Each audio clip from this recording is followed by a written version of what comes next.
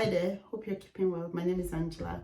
In my previous video I talked about diabetes and how it can increase the risk of certain cancers according to research, and today I just wanted to elaborate more on the different types of diabetes. So again, diabetes is a situation where we have very high levels of blood glucose. So when we eat food, it breaks down into glucose, it gets released in our bloodstream, and with the help of insulin, this blood glucose should go into our cells and provide energy for our cells and our organs. However, when this is not happening and the blood glucose is not shifting into our cells, it creates a problem where we have high levels of blood glucose, and this can lead to a lot of diseases and causes a lot of trouble. Let's look at the different types of diabetes. The first type is type 1 diabetes. It is described as an autoimmune condition where the body starts to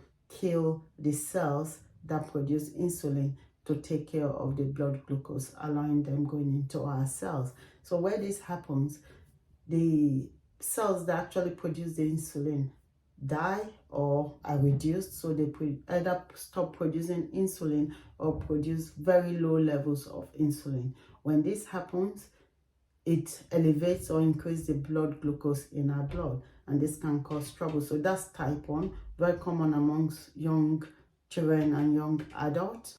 The second scenario is type 2 diabetes, where the pancreas is producing insulin, but our body is not using the insulin. So insulin is like a key that opens the cell and allows the blood glucose in. But when the cells close up, it creates a situation where the insulin is not being used and there's high levels of glucose in our blood. So just in simple terms, that's what type 2 diabetes is. It is a situation where, as a result of either genetics and lifestyle, a combination of genetics and lifestyle can bring us to a situation where our body becomes resistant to insulin and would not use the insulin that is being produced by the pancreas. The pancreas, on the other hand, can say that there's high levels of blood glucose in our blood and continues to release insulin, but there's still the resistance, and there's now an overproduction of insulin that is not being used.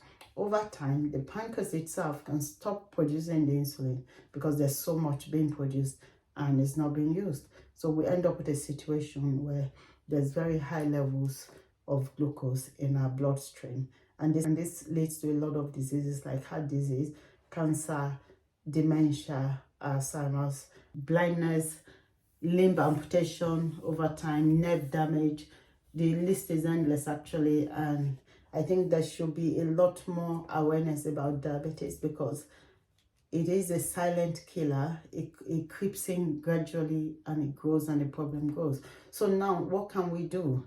What we can do is regular checks to make sure that we are not at risk. And if one is at risk, because it happens gradually, blood tests can pick up on it and actually advise the person to take steps to reverse it. So that's the good thing about diabetes. You can take steps with your lifestyle, exercise and all of that to reverse diabetes. So that's one thing. Then more exercise and nutrition as well. These are all steps we can take to reduce our risk. And if one is already battling it as well, just to manage the situation.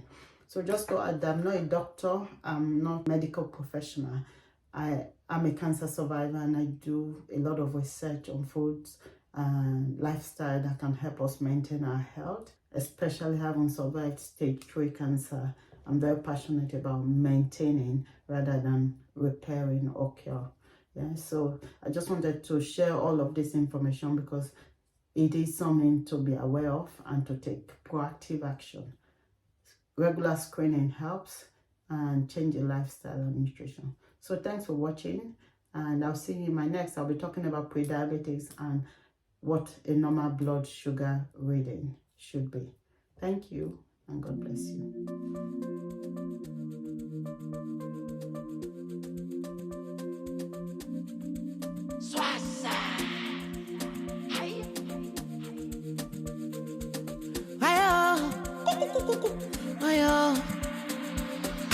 It's the end of don't you start to